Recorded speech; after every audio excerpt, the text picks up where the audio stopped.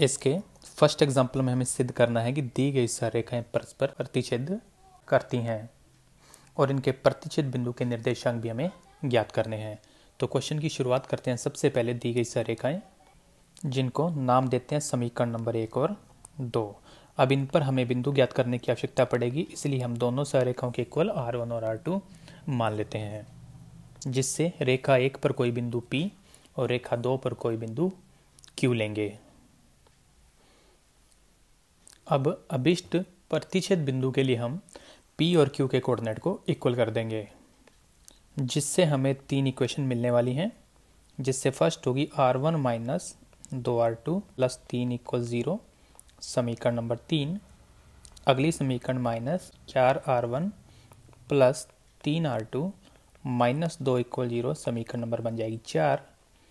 7R1 minus 8R2 plus 9 equal 0 समीकरण number 5। अब इसमें से हम समीकरण 3 और 4 को वज्र गुणन से हल कर लेते हैं, जिन्हें हल करने पर हमें R1 का मान 1 और R2 का मान मिल जाएगा 2। ये मान हम रख देंगे समीकरण नंबर 5 में, जिससे हमारे पास आएगा 7 गुणा 1 माइनस 8 गुणा 2 प्लस 9 इक्वल 0, जिसको हल करने पर बन जाएगा 0 बराबर 0।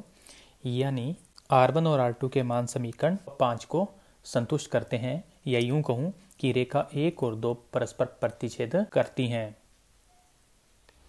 इससे हमारा एक पार्ट हो चुका है। अब R1 का मान P में या R2 का मान Q में रखने पर हमें अभिष्ट प्रतिच्छेद बिंदु मिलेगा, जो कि होगा 5 माइनस 7,6, और यही आपके क्वेश्चन का फाइनल आंसर होगा।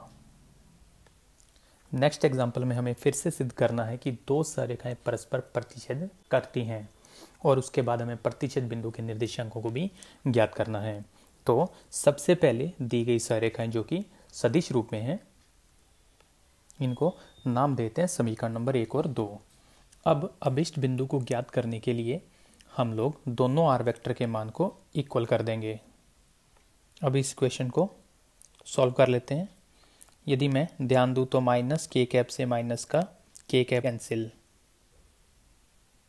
और यदि इस आई कैप को उधर शिफ्ट कर दिया जाए तो ये वाले पद में से एक आई कैप घटने के बाद यहाँ पर बच जाएगा 3 आई कैप। शेष को हम लोग एज इट इज नोट कर लेते हैं। लेफ्ट हैंड साइड में यदि यहाँ पर मैं फोकस करूँ तो मेरे पास आई कैप वाला जो पद है वो आएगा 3 लैम्डा आई कैप। जे कैप वाले जो पद हैं उनमें से जे कैप को कॉमन लेने के बाद मेरे पास बच जाएगा 1 माइनस लैम्डा जे कैप।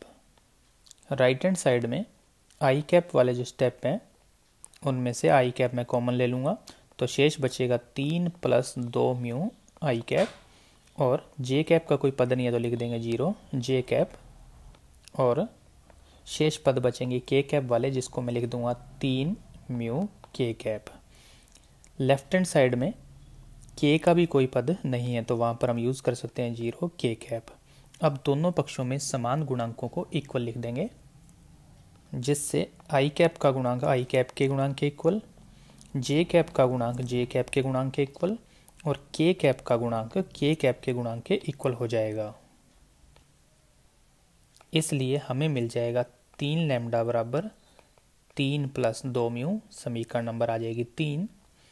1 माइनस लैम्डा बराबर 0, इसको हल करें तो लैम्डा का मान हमें मिल जाएगा 1, जिसको नाम दे देंगे समीकरण नंबर 4, और 0 बराबर होगा 3 म्यू, जिससे म्यू का मान मिल जाएगा हमें 0, जिसको नाम देंगे समीकरण नंबर 5।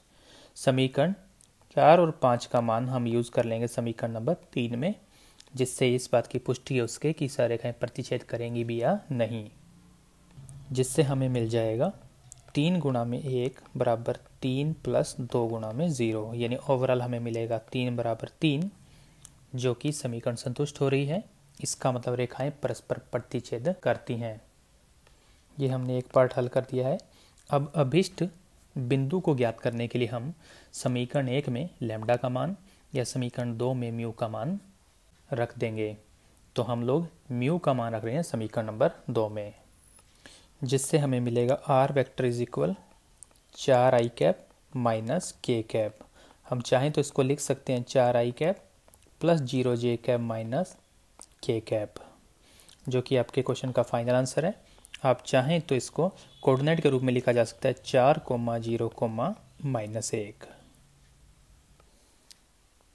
नेक्स्ट एग्जांपल में हमें सिद्ध करना है कि दी गई दोनों रेखाएं एक दूसरे को प्रतिच्छेद नहीं करती हैं। तो इस क्वेश्चन की शुरुआत करते हैं। सबसे पहले दी गई सारी रेखाएं, जिनको नाम देते हैं समीकरण नंबर 1 और 2। अब इन पर बिंदु ज्ञात करने के लिए हम इनके इक्वल R1 और R2 को मान लेते हैं। इस आधार पर रेखा 1 पर कोई बिंदु P और रेखा 2 पर कोई बिंदु Q इस प्रकार होगा।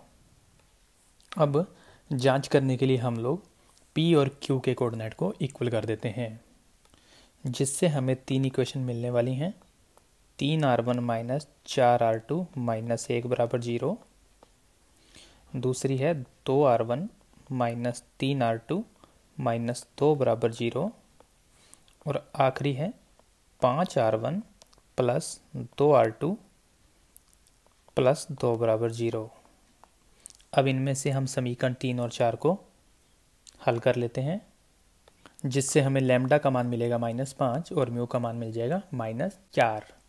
अब इसे हम रख देते हैं समीकरण नंबर 5 में, जिससे हमें मिलेगा -25 -8 प्लस 2 इक्वल 0, जिसको हल करने पर हमें मिलेगा -31 बराबर 0, जो कि संभव नहीं है। इसका मतलब रेखाएं परस्पर प्रतिच्छेद नहीं करती हैं, और यही आपके क्वेश्चन का फाइनल आंसर होगा।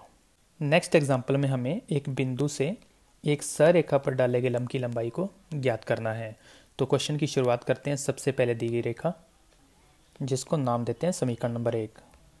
मान लेते हैं कि दिया गया बिंदु P1 2 3 है, जिससे रेखा 1 पर डाला गया लंब है PQ, और रेखा 1 पर जो बिंदु हम लेने वाले हैं उसके लिए हमने इसके इक्वल R मान लिया है, यह है, जिससे बिंदु Q बन जाएगा 3R plus 6, 2R plus 7, 2R minus 2R plus 7। अब हम PQ के दिक् अनुपात ज्ञात करते हैं, जो कि दो बिंदुओं को मिलाने वाले रेखा के दिक् अनुपात होंगे। तो इसमें से हम लोग 1 2 3 को घटा देंगे, जिससे हमें मिलेगा 3R plus 5, 2R plus 5, minus 2R plus में आ जाएगा 4। अब चूंकि रेखा 1 और PQ परस्पर होंगे लंबवत, इसलिए A1 A2 plus B1 B2 plus C1 C2 बराबर 0 वाले सूत्र से हमें प्राप्त होगा 3 गुणा 3R प्लस 5, 2 गुणा 2R प्लस 5 और माइनस 2 गुणा माइनस 2R प्लस में 4 बराबर 0। A1 B1 C1 तो ये होंगे, और A2 B2 C2 PQ के दिक् अनुपात होंगे, जिसे हल करने पर हमें R का मान मिल जाएगा -1। ये मान हम रख देंगे बिंदु Q में, जिससे बिंदु Q के कोऑर्डिनेट मिल जाएंगे 3, 5 और 9, जिसे हम लंब पात भी बोल सकते हैं। इस प्रकार अभिष्ट लंबवत दूरी, जो कि बनेगी PQ, यानी P और Q के बीच की दूरी, यदि हम PQ का मान ज्ञात करें तो यह बन जाएगी 3 माइनस 1 का स्क्वायर प्लस 5 माइनस 2 का स्क्वायर प्लस 9 माइनस 3 के स्क्वायर का रूट, जिसको हल करने पर हमें मिल जाएगा √49, यानी कि 7 इकाई। और यही आपके क्वेश्चन का फाइनल आंसर होगा। इस प्रकार एक्सरसाइज 14.4 के एग्जाम्पल भी पूर्ण होते हैं। अगले वीडियो के साथ जल्दी मुलाकात होगी। धन्यवाद।